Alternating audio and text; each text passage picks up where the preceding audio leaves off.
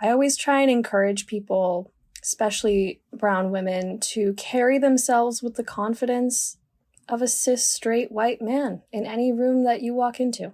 And it sounds silly, I know, but you do it once and you will feel on top of the world. If you are not believing in yourself completely and you don't have the faith in yourself to do the things that you want to accomplish, then nobody else is going to do that for you. The way you're presenting to the world starts seeing you that way, and then you become that person. Besharam, Badtameez, Chi, Gandhi, Jalhata, Toba, Oho, Bad Beti. I'm Sangeeta Pillai, and this is the Masala Podcast. This multi-award-winning feminist podcast for and by South Asian women is all about cultural taboos, from sex, sexuality, mental health, menopause, to nipple hair, and more. This season is a US special, and it took me by surprise. You see, I interviewed these incredible South Asian American women. I expected to hear some angst around identity and belonging. Instead, they told me how comfortable they were with both their South Asian and American identity. I confess, this is not the podcast season I set out to record. It's so much more powerful. I had the most joyous conversation with Tanya Gupta.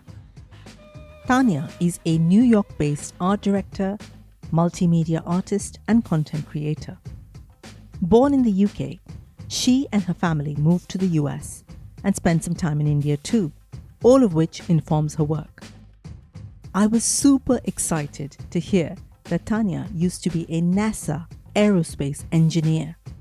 Yes, NASA, a childhood dream for so many of us, and Tanya made it happen. She worked on a prototype aircraft, which now sits at the Smithsonian, and she also owns a software patent with Kennedy Space Center. How amazing! In 2021, Tanya became the first Indian American to join the Adobe Creative residency, after which she directed social campaigns for Tom Ford Beauty, Disney, Toyota, and more. In 2022, Tanya was honored on the Forbes 30 Under 30 list. Her work has also been featured in Vogue, Harper's Bazaar, and Teen Vogue. What I love about Tanya is how she lives life in the fullest, brightest colors you can imagine.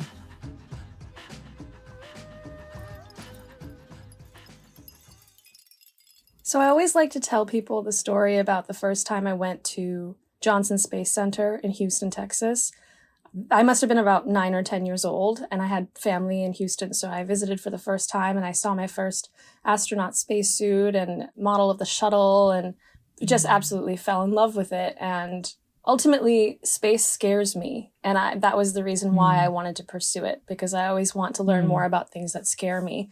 And like every child, I mean, NASA is a name that everyone knows, and I think on paper it sounds very glamorous and exciting, but the way that I ended up getting there was quite difficult, because I went through my entire undergraduate experience without any internship experience or job experience. And it was my second term senior year that I was offered this position to fly out to California and be an engineer, an intern, but ultimately an operations engineer at NASA. So I'm very lucky that I got to do that, but I did have to make quite a few sacrifices as well. I didn't get to graduate on time or with my friends. I had to extend my undergraduate experience by a year, but I would not trade that for the world. It was a dream come true.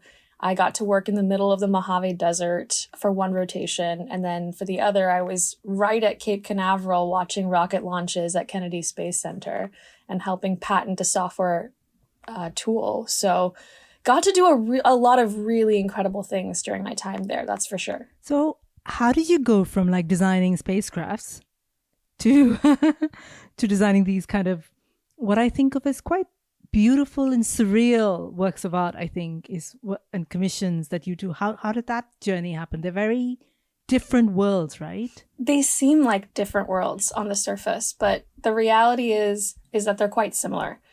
So when I was at Kennedy Space Center, I helped patent this 3D modeling software tool that takes polygon-based models and converts them to mesh-based models, which is just a fancy way of saying that when you have a 3D model that you dissect in sections, you can see all of the internal makeup of that. You can see all the screws, the nuts and bolts.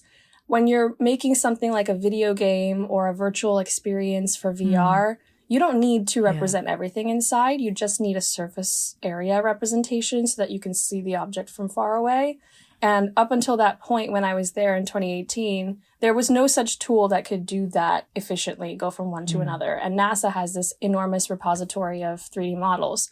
So that was what I was helping them create. And I didn't know it at the time, but ultimately that ended up helping me a lot as an artist as well, because I do a lot of 3D rendering now for different purposes. I was coming in with a polygon-based 3D modeling background as an engineer and learning about mesh-based modeling. And now as an artist, I primarily focus in mesh-based modeling, but having that understanding of how these different types of models work and just kind of the inner workings of the software has held me in great stead. And I approach Photoshop much in the same way, which is my primary tool of choice. So what was your family's reaction? So you've gone from this quite, big career, the kind of typical South Asian STEM career, and you're saying to your family that I want to be a designer, I guess, a freelance designer. How did they take that? I actually didn't really know what the next step was. I didn't say I want to be a designer or I want to be an artist. I, at the time, had no idea what that was going to look like. What I did know was, at the time I was working at IBM. So after college, I took a full-time role with IBM as a hardware engineer. And that was what I was doing when lockdown happened. And I had been looking into the Adobe Creative residency program for a while, which is a year-long incubator for artists hosted by Adobe, sponsored by Adobe.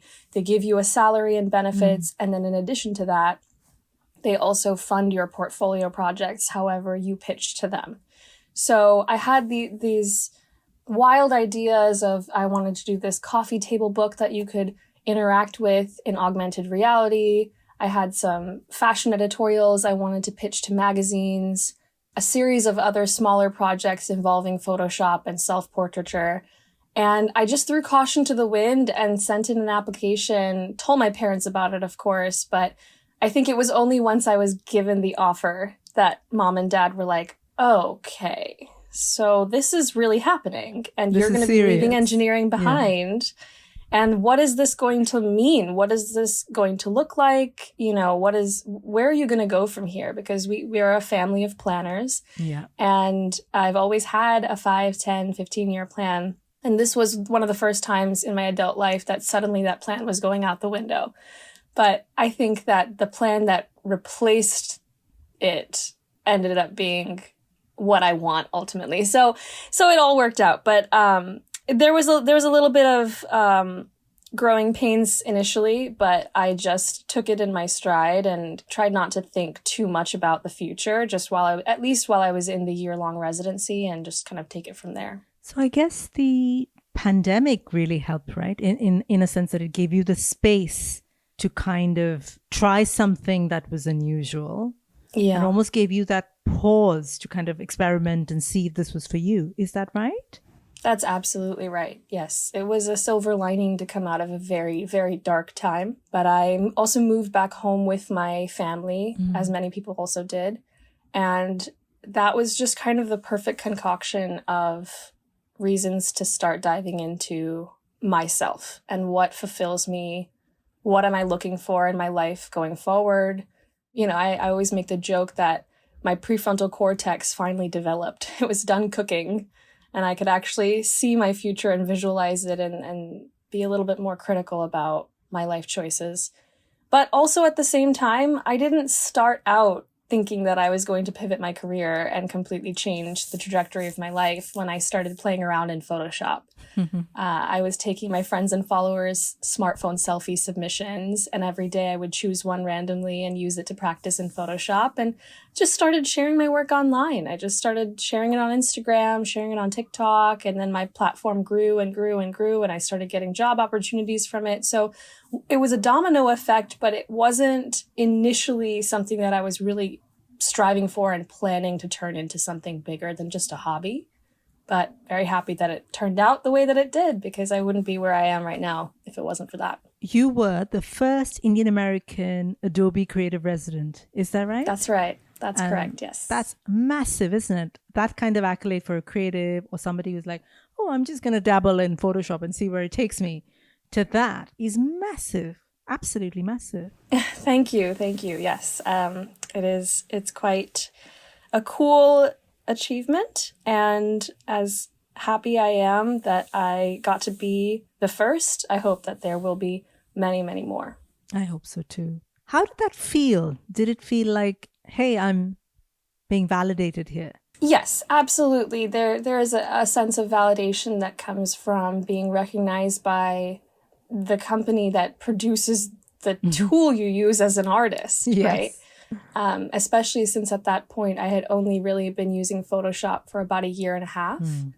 So it was very, very validating. But I do want to emphasize that I want to use my platform and my accolades as a jumping point for other Desi women.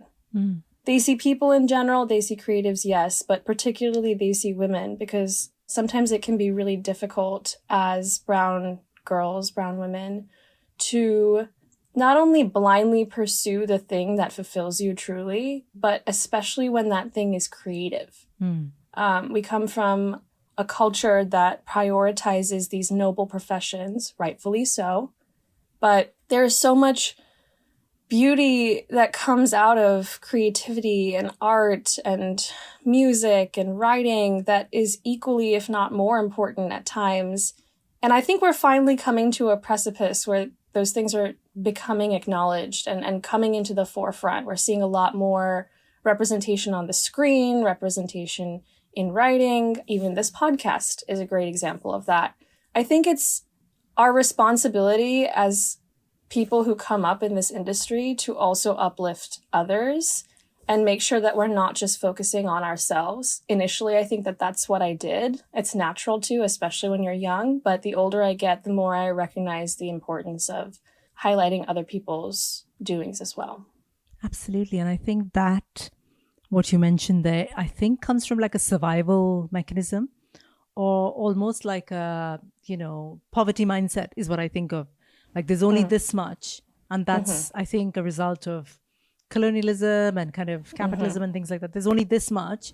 So if there's one brown person, there's one brown woman, she's the only one that can be there. So let me make sure that no one else gets in here.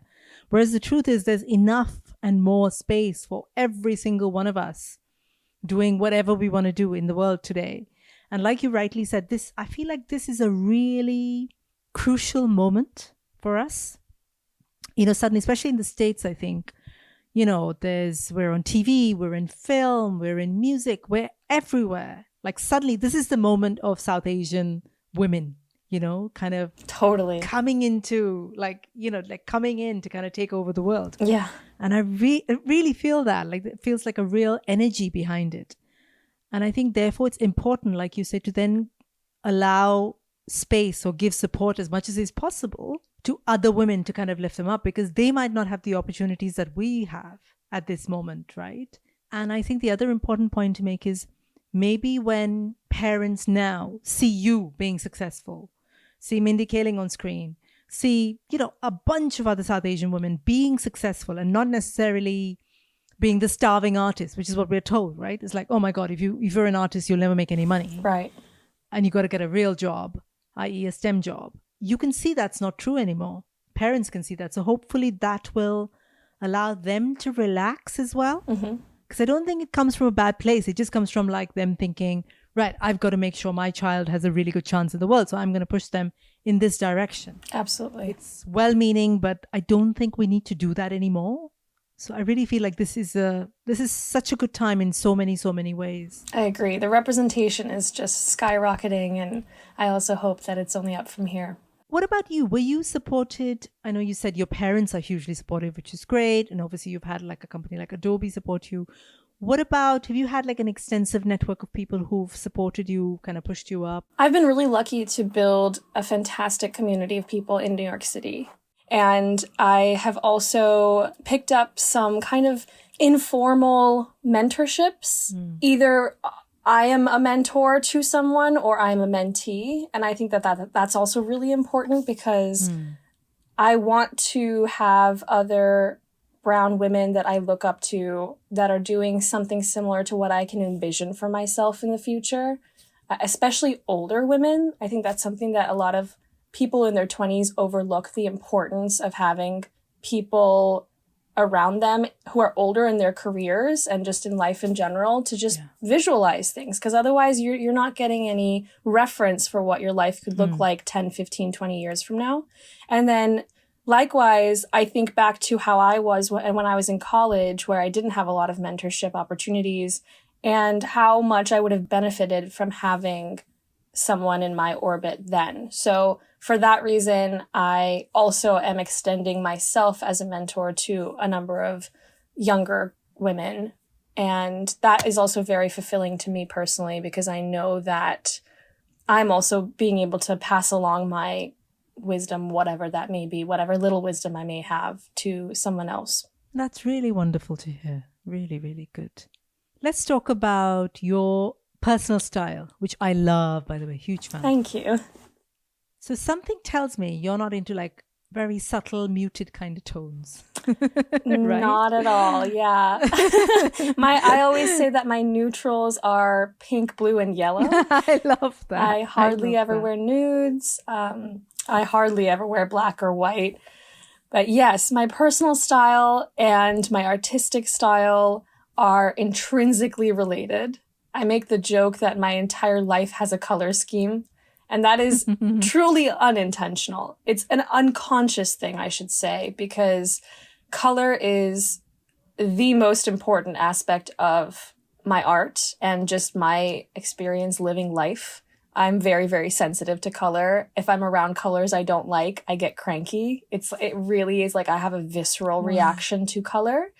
For that reason, my bedroom has the same colors as my closet, has the same colors as my artwork, has the same colors as my entire apartment. So I try to keep my home as my little safe haven. That's only my safe colors.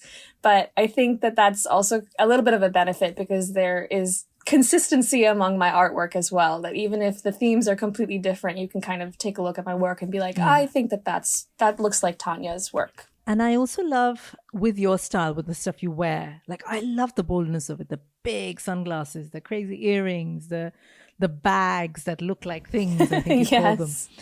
I love that. And I think it says so much about, I think, our confidence as women, because I know like in my 20s, I wouldn't have dared wear half the stuff I wear now.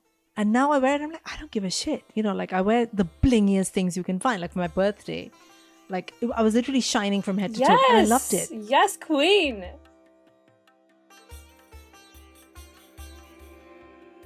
When I was younger, I used to worry about wearing the right clothes, about not being too bold, too bright, too much, because the world has conditioned women to live within strict rules of what is acceptable and what is not.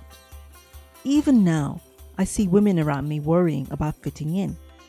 Dressing up seems to be about wearing the right clothes rather than wearing what makes you happy. As I've grown older, I no longer care. I choose prints that clash, that make my heart happy. I wear styles that I'm told is a bit young. But who gets to decide what is young and what is old? I rock up at events in the brightest colors I can find. I no longer care for the rules of appropriate clothing imposed on women. The next time someone says to me about being too much, I want to turn around and say, I live for too much. I'd rather be too much than too little. I think there's a lot of joy in just wearing whatever you want and abandoning other people's opinions. And, you know, sometimes my friends will ask for fashion advice and say, oh, this pattern doesn't go with this and this color doesn't quite work with this. And I'm like, who made those rules up? You could just not do that. You can just choose to wear whatever you want. And one of my friends made a really funny comment the other day. He was like, you kind of look like what I imagine an 8-year-old girl would want to look like when she's 26. And I was like, that is truly the nicest thing that anyone's ever said to me. I love that. Because it's so true. I think that I really have cultivated this like style that does look very much like what I envisioned for myself when I was like a little kid, you know? And not to keep bringing everything back to the pandemic, but that moment of reckoning that happened then and moving back home to my childhood bedroom, it was this moment of like almost regression that I leaned into fully. And it's also why I draw so much inspiration from things like Barbie and Polly Pocket in my artwork, way before the Barbie movie was even a topic of conversation. And I understand that we all always go through life in phases, and especially artists go through phases with their style and their work. And I fully recognize that I may not always be this way. And it would be great if I was, but consistency is not always guaranteed. And if I can just fully embrace this moment for myself right now and like relish in the color and the boldness and the bigness, the loudness, that's all I really care about. It's all about today and right now and the present. And if I'm happy walking out the door looking the way that I do, then I'm doing something right. Hey, I wanted to pause this episode for a minute to share something that I'm really excited about. Podcasting changed my life. I went from typing into Google, what is a podcast? Yes, I did that. To creating the multi-award-winning Masala podcast. And now I'd like to share some of my knowledge with you. I'm starting podcasting masterclasses on my website. And one of them's been created especially for women podcasters. Just go to my website, soulsutras.co.uk and look under courses. Or email me at podcasting@soulsutras.co.uk and I'll share details with you. I look forward to helping you on your podcasting journey. Dear teenage me, हाँ पता है बहुत बड़ी सपनों की list है तेरी और प्रैक्टिकलिटी तो हमने कभी अप्लाई ही नहीं की सपने देखते हुए. बट डोंट वरी, मैं टिक ऑफ कर रही हूँ तेरी बकेट लिस्ट को, but at our own pace. Dear Teenage Me is a Spotify original podcast produced by Yuva Originals and hosted by me, Ehsaas Channa. Click on the bell icon and listen now. You talked about kind of the joy of being a child and having whatever that sparks joy, right? As an 8-year-old, what's exciting? Colors and, patterns and things like that. And that is pure joy. And I truly believe it's before the world has got to our heads. You know what makes you happy as a child. You don't have to think about it. You love it or you hate it. But as we grow older, we've lost that because we've, I think, absorbed a lot of the crap that's being fed to us by the world. And you're like, oh, I'm not sure what I feel anymore. Children know exactly what they feel. So I think if any style or color makes you feel like that, I think it's amazing. Absolutely amazing. The other thing I wanted to touch upon was color, I think, is bold colors, bright colors. Think of our culture. Think of like the holy colors. Think of the saris we wear. Think of the turbans we wear. Everything is big and bold and loud. Think of the, Bollywood costumes, shadi, what we wear in our weddings. Everything is big, right? We're these big, bold, loud, happy people, right? And I think then what happens is we move maybe to other worlds that don't necessarily have that same aesthetic. And I think we learn to tone it down.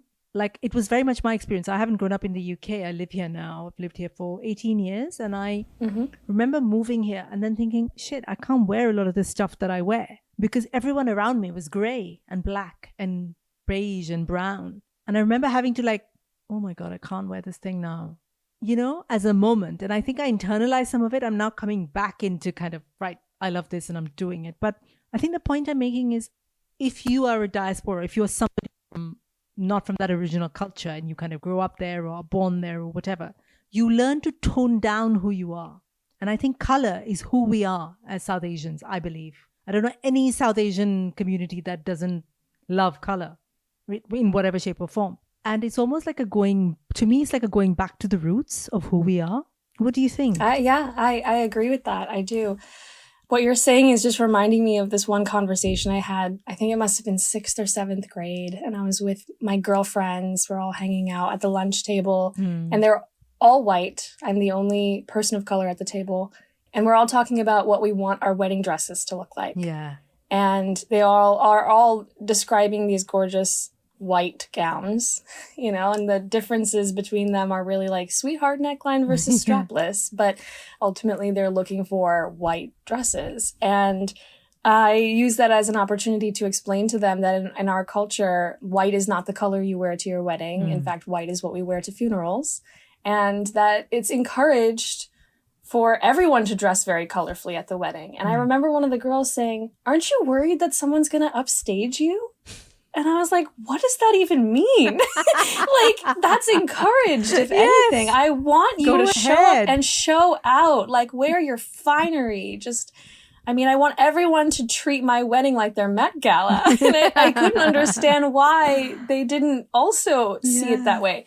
Anyway, yes, I can understand that sense of wanting to tone down the color and just your style in order to fit in. You know, I have grown up outside of India my whole life, but when I moved to New York City, particularly, I remember I went through this moment of like, I'm going to fit in and I'm going to do the whole wearing all black kind of grungy thing. I did it for like a year and a half and then discovered the color pink again and realized how much joy I had been missing out on for that year and a half that I was only wearing black. So yeah, it is so much easier said than done to ignore the haters and just ignore those invisible voices that tell you should or shouldn't look a certain way. And it's always going to be a learning curve. Nobody's perfect, but once you can start tuning that voice out, it really changes things. That is beautiful. Really is. Also, color is like happy, isn't it? Like you look at a bright color and I'm sure like the serotonin levels in your brain increase. I'm sure. Totally. I'm sure they do. Especially in my case where I have such a visceral reaction to color, I'm sure there's some like serious brain chemistry going on there. Yeah. And I think that would happen for a lot of people, I think. I know for me, definitely. Like when I want to feel like buzzy or excited, I wear bright colors, bright pinks. I love a fuchsia. Like I'm a huge fan. I have a lot of fuchsia in my wardrobe, or blues or greens, like the brightest saris, like the Kanjivaram saris. They are beautiful. You know, the parrot green Kanjivaram sari. Like, yes. My God, it's just stunning. Gorgeous. Talking of color, I really wanted to talk about the shoot you did for Toyota, the holy colors. Yes. I absolutely loved that. And I wanted to know, how did that come about? Like, were you kind of touching into your heritage when you came up with the idea, or did it just evolve? Like, how did that happen? Yeah, it was such a cool opportunity that thankfully actually kind of landed in my lap. So I did not seek it out. I was reached out to by this primarily API content creating firm that was working with Toyota at the time. And they wanted to do a Holi themed shoot. So they came in with the concept that we're going to be doing this for Holi. We have this new car coming out we'd like to feature. And so it came at perfect timing for me because I took a trip to India in February. I went to visit my family in New Delhi.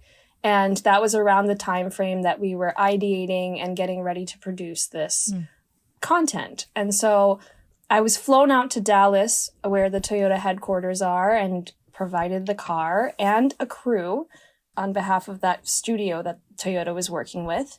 And we kind of together came up with this joint concept, which really focused on my photo compositions, my photo manipulation, and the color scheme of my work in general, but highlighting the car while at the same time also bringing in different elements of Holi, the holiday, the mythology of it, just generally the vibe of Holi, right? Like, I feel like this is another example of this crucial moment we're at right now where our culture is being celebrated, because I've lived here almost my whole life and I've never heard in the mainstream a company as big as Toyota making an ad for Holi. You'll see things for Christmas, you'll see things for Hanukkah, you'll see things for Easter, everything in between. This was the first time that I was seeing something for us. And it was so special to get to be a part of that and to be kind of a part of history, not to make it grander than it is, but it feels to me like that's a very historical thing. It is. And most importantly, it was just really exciting to bring my personal style and my color and my aesthetic into something that could touch so many people and that could be relatable for so many people, so many of our people who may be seeing these advertisements and going, hey, that's me. Yeah. You know? I feel seen. Right. Yeah. So Tanya, you've been named in the Forbes Under 30 list. That is amazing. Congratulations. Thank you. Thank you so much. It feels great. It feels really, really good. It is something that I had been hoping to achieve for years, since I was in college, I think. It was something that I strived for, but didn't really know how it would happen, especially since I was pursuing this career in STEM. I thought that I was going to go the route of working in engineering for however many years, going back and getting my MBA, turning C-suite somewhere, and then like revolutionizing Apple or Google or something of the accord. And although that didn't end up happening, I surprised myself. So I was nominated by a fellow colleague from Adobe, actually, and I was nominated for the art and style category. So that's the category that I actually made the list for, which is so wild because the list came out in December of 2022, and I incorporated my company, my studio, Guptanya Studios, in July. So I had only really been full-time my own boss and running my own studio in New York City for about 6 months when I made it onto the list. So I was going through this moment of like doubt and lack of clarity because the residency had just ended and I was going into the world as an artist and having to call myself that. And then this happened. And as much as I don't want to base my value and worth on an accolade, because I feel like I've done that for most of my life. A lot of brown people do that for most of their life. I would be lying if I said that it didn't completely change the way that I see myself and instill like a great deal of confidence in me that to this day, I'm facing the effects of that. So if someone were following your work, say on social media and looking at all the amazing projects you do, a lot of people would think that it's all happening. You know, it's happening effortlessly and, you know, Tanya's up there doing this and that and Forbes and la la la. But it's not that simple, is it, as a creative person? Can you talk a little bit about the struggle and what happens behind that glossy Instagram reel? Oh my gosh, yeah. The struggle is real. There's so much self-doubt that comes in with being a creative person. Art is so subjective, and as an artist, you have complete and total say over the final product. No matter whether it's a commission, whether you're doing it for yourself, whether you're putting the work out into the world, whatever it may be, this is your thing. And you have to have confidence in yourself that you know what you're doing and not be too marred by other people's judgments or opinions. That alone is very difficult. And I know it may seem to an outsider that everything's falling into place and it's just one thing after another. But there's so many of these moments in between those things that are really difficult. It can be so isolating being a creative, especially if you don't have a creative circle in your immediate vicinity, in your network. I'm very lucky that my roommate is also creative, and I think that has helped me so much because if I didn't have a sounding board in my physical space encouraging me, I don't know what I would do. But yeah, there's, doubt creeps in and you just have to fight the imposter syndrome and remind yourself of all of the things that you've achieved up until now that have gotten you to where you are, accolades or not. And my goal every day when I wake up is just to be happy. I know that's so cheesy. And a lot of people say that, a lot of creative people say that, a lot of successful people say that, which is why sometimes I take it with a grain of salt and I'm like, of course you want to be happy. Like, your life seems great, right? But it never is what it seems on the outside. And it's always a highlight reel on social media, and you never really know what somebody is going through. And it can be so much more challenging than people realize. Absolutely. And I think, therefore, it's important to hear from people who seem successful that there's a lot that goes behind that Instagram reel. What would you say to brown women in particular? Because I know a lot of us creatives in general have huge imposter syndrome. And if you're a brown woman who's trying to make it in a particular space, that's even harder. How do you work with it? What do you do?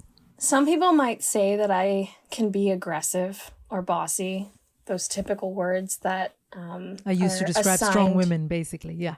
Absolutely. I've been dealing with that my entire life since I was very little. I always try and encourage people, especially brown women, to carry themselves with the confidence of a cis straight white man in any room that you walk into. And it sounds silly, I know, but you do it once and you will feel on top of the world. Yeah. It is so much easier to be delusional than you think. And if you're delusional for long enough, you actually start making things happen. And I'm half joking, but I do firmly believe in manifestation and visualization. And if you are not believing in yourself completely and you don't have the faith in yourself to do the things that you want to accomplish, then nobody else is going to do that for you. It has to come from within. And it sometimes might feel like a lie. It might feel like you're just faking it, but that's the point. It's fake it till you make it, because before you know it, the way you're presenting to the world starts seeing you that way, and then you become that person. So carry yourself with utmost confidence, and if people call you aggressive and bossy, ignore them, because as long as you are a kind person and you are not being mean or rude to other people, as long as you are not causing harm to another individual, you are well within your right to ask for what you want and put your foot down and make your voice heard. I've always thought that only certain people are allowed a voice in the world. I remember when I used to work at this big marketing job. Every time we had a meeting, this one guy would walk into the room and speak the loudest. He had the right accent. He'd been to the right sort of schools. So he always walked into the room like he owned it. Every time he spoke, his ideas would get picked up. I'd probably have an idea that was even better, but because I spoke quietly, my ideas never got picked up. So I learned to speak less and less at meetings, because I felt like, what was the point really?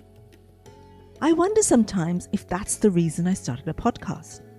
So I could speak, really speak, have a loud and a proud voice, say what I thought, and say it exactly how I liked it. I didn't have a voice in those marketing meetings, but I definitely have a voice now. What about the inner work? What about how do we as brown women creatives, whatever you're doing in the world, build that kind of resilience or inner validation? Because there's external validation is great, but the inner work is really, really critical. So how do we do that? I would be remiss if I didn't mention the impact of my mom in all of this. My mother comes from a long, long line of extremely educated and fierce women. My nanny was a professor, and her mother and her mother's mother were also in the education professions at times of colonialism where girls were not encouraged to get educations at all. In fact, I think it was my mom's grandmother who was the principal of a school at a time where the school didn't even take girls as students. And then also my nanny was a single parent because my mother's dad passed away when she was very, very young. So my nanny raised 3 kids, 2 of them girls, all on her own while working full time in New Delhi in like the previous century, Yeah. So my mom's perspective on feminism hugely, hugely impacted my view of myself and therefore also my view of other women. I mean, I come from a family that never has put pressure on me about getting married or even having a relationship. It's always been focused on your career, focus on your financial freedom, focus on yourself, on your health and your wellness and your friendships, cultivate those. My mother is my rock and the only reason that I am where I am today. And anytime that I have those self-doubts and I need to seek out the inner validation that you're mentioning, I quite literally hear her voice in my head. And I speak to her every day, and she is my biggest confidant and the one advisor that I always will listen to no matter what. I'm so, so lucky that I have her. And I just wish that everyone would have a Radhika in their life. She's amazing. I love you, Mom. Oh, that's beautiful. I wish I had a Radhika in my life. That's beautiful. Really is. Do you feel like the world is changing now, the kind of the Western part of the world that we kind of live in? Are South Asian people and women getting more of a voice now than they did before? Do you see a shift from, say, when you were a child to now? I absolutely think that there has been a shift, especially in entertainment, right? I think entertainment is such a reflection of what's happening in larger society as a whole. And the fact that we have so many of these TV shows about people like us, that in itself tells me everything that I need to know. You know, I run in circles in New York City that have all these really incredible South Asian women creators who are doing incredible things. So I kind of feel like I get locked into a bubble sometimes where I'm surrounded by so much South Asian excellence that I kind of almost feel like it's just everywhere. So it is a little bit hard for me to see what the larger landscape looks like maybe across the rest of the states or even beyond. But as far as I can tell, like if I were a young girl right now, I think my image of myself and like my spatial awareness of who I am in this culture would look so, so different. I'm so happy that I get to be a part of that though, right? Yeah. Like I don't want to sit here and say, I wish I had it. Of course, I wish I had it. But if anything, I'm just thankful that I get to contribute to that now.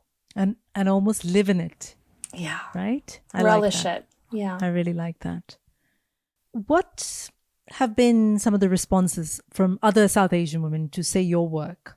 Have any younger women come up to you? What do they say to you? The responses are widely ranging. From younger women, it's a lot of, I admire what you do. How can I do something like what you did? How can I pivot my career? Or, you know, I feel like pivot isn't even the right way of saying it. It's a lot of people ask me how they can do both. How can I pursue STEM and also be creative? Or how can I be an engineer and also be an artist? Or I like to DJ on the side, but I'm a neuroscience major. Like, can I actually do both of those things? The answer is yes. But it's hard when you don't have anyone in your life telling you that, right? Yeah. From older women, it's a very different story. From women that are around my mom's age, they're so kind, they're so sweet, and they are so excited that somebody this young is doing these sorts of things. I think that there's just a lot of like excitement and rooting for me that like, you really did all of that and you're still doing this and that's so great and we're just really proud of you. You know, having a community in the brown world is so important and it's going to be there regardless. Like the aunties and uncles are going to be around. So it's always nice when they also provide you with that validation because, you know, I think that also reflects really well on my parents. And as an Indian person, as a child of immigrants, that is very important to me. It's not the like log kya kahenge vibe. It's more like I know that my work and my career or just my life in general is a reflection of my parents. And although I'm very proud of myself in my own right, I'm even more proud that they get to say that I did these things, right? Yeah. Because it all comes back to them. I can't take all of the credit for where I am today without them. And it's nice to hear from the people in my community that they also recognize that. What do you think is something that brown women, creatives, or just brown women in general would like more of in the world now? What do we need that we don't have? Diversity. Diversity. We are not a monolith. I mean, our Indian people, South Asian people are not a monolith, but particularly women, right? Because even now, yes, it's very progressive and things are changing, but, you know, let's bring it back to entertainment for a moment, right? I'm so, so happy that there's so much representation for us. And I'm especially happy that so much of it has to do with Mindy Kaling. I mean, she is a pioneer in what she does today. And no matter what people say about her, I feel like we have to give credit where credit is due. And she has paved the way for so many people. And this is not just a Mindy Kaling problem, but I do find a lot of the times that these roles that are written for brown women tend to feel kind of similar. It's a lot of the feeding into the insecurity of being a brown woman in America or abroad. And then, you know, having like the white love interest, and then having the pain points of like cultural differences. And those stories are important because they are real and they are reflective of real people's experiences. But that's not everyone's experience. And I think the biggest topic right now is that the people who are speaking out against these things don't relate to those stories, and they have their own stories. We have our own stories. So, you know, it's a upwards curve. And I think we have gone past the threshold. And now we're at a point where I think that there is space for these very diverse types of stories. And it's up to us as brown women in the arts to bring those stories to light. Absolutely agree. And I think what we shouldn't do is become whatever. There was an old cliche of what an Indian woman was like. Right. And now there's another sort of specific narrative of like, this is what a South Asian American woman does or feels or whatever. And the diversity of experience that you are talking about is what we need to see reflected so that a lot more people can see themselves reflected in the entertainment, on TV, in magazines, and whatever media they're consuming, I think. Because otherwise we risk kind of losing this momentum. And I think it's almost like an expanding outwards. Here's where we are now, and we expand to include a lot more people in this conversation, right? Exactly. Yeah. I mean, we haven't even touched on the conversation of like queer representation or non-binary representation. I mean, it goes far, far beyond what we're doing right now, but we are on the right path. I think we are paving the way, and it is on the horizon. It's in our future, but we have to prioritize it. What is your connection to South Asian culture? Like, if you were to describe it, like, what is that feeling for you? What does it feel like or taste like or smell like? What is it for you personally? The feeling is not tangible. It doesn't feel like a separation or a part of my life. It's just simply who I am. And I have always said that I feel like I kind of ride this wave of being in like a third culture. Having grown up abroad, whether that's the UK or the US, while still maintaining really close ties to my family in India, speaking the language fluently, cooking the food, wearing the outfits, watching the movies, listening to the music, you know, the things that most people will say keeps them attached to the culture. But more importantly, especially in my adulthood, it's been this really interesting ride of understanding my parents differently too, because being the child of immigrants really changes the way you see the world. Because in a lot of ways, you don't see the world the same way that your parents do, and there's no way you can change that. There's so many things that they will never understand about me because I'm American, and so many things about them I'll never understand because they're Indian. And even though they've been abroad for so long, they still carry a lot of these things that I just have never had to deal with, right? And so in adulthood, I think it's just been interesting, a learning curve for both me and my parents, just coming to the understanding that there are things that we won't agree on, but we can still live in the same space, in the same world, and be a part of the same culture, but just in different ways. So if 5-year-old Tanya was sitting here with us today, what would you say to her? I'm so proud of you. I wouldn't say anything that could possibly change the trajectory of 5-year-old Tanya's life. I would give support. I'd probably play Barbies with her a little bit, and then I would walk away, because there truly is nothing that I would change about my upbringing, my life, my story to get to where I am right now. And it's like the butterfly effect, you know. God forbid that I go back and say something to her that makes her, you know, never choose to work at NASA or never choose to become an artist. But, you know, I do think about that sometimes, where you speak to your inner child, and is that child proud of you? Is that child happy to see that you're doing what you're doing? And I think that she is. I think that she's watching me right now and she's elated that I get to live this life. I think she is as well. Finally, would you have any words or advice for listeners of Masala Podcast? As you know, it's just mostly brown women, brown South Asian women. I think 99% of my audience. Is there anything you'd like to say to them? Cheesy as it is, follow your dreams. Genuinely, just follow your dreams, follow your passions. Listen to your heart, listen to your gut. Surround yourself with people who uplift you. If you sense any nazar, you abandon. You run in the opposite direction. Only surround yourself with positivity and say yes. Take risks, say yes to things, especially when you're young. Don't lean into the imposter syndrome and carry yourself like you're a cis straight white guy. That's going to be my top takeout from here. What would a cis straight white man do? Absolutely. Good words. Thank you so much. Tanya Gupta, it's been an absolute joy and pleasure to chat with you. Thank you so much for kind of opening up your world and your life to me and talking about all of the things that you talked about today. Thank you for being a Masala Podcast. Likewise. Thank you so much for having me on here. And I love what you're doing. It's so important to uplift the voices of people like us. And I genuinely really appreciate you allowing me to come on here and talk my shit.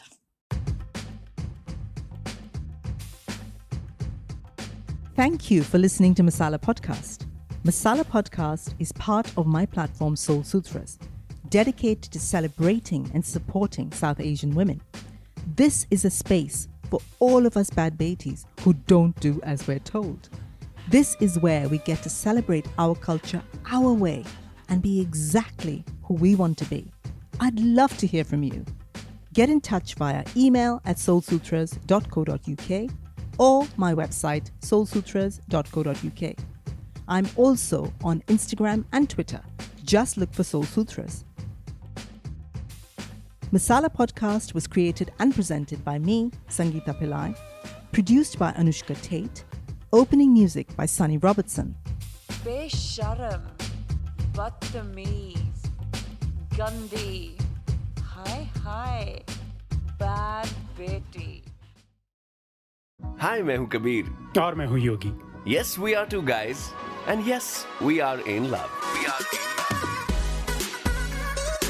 India में गे होना और एक गे couple होना क्या होता है? Together we will try and decode that अपनी देसी भाषा में. With generous helpings of Desi style Ashiki, only in our podcast Shuddh Desi Gay, a Spotify original, produced by RM Word Pictures. New episodes out every Monday.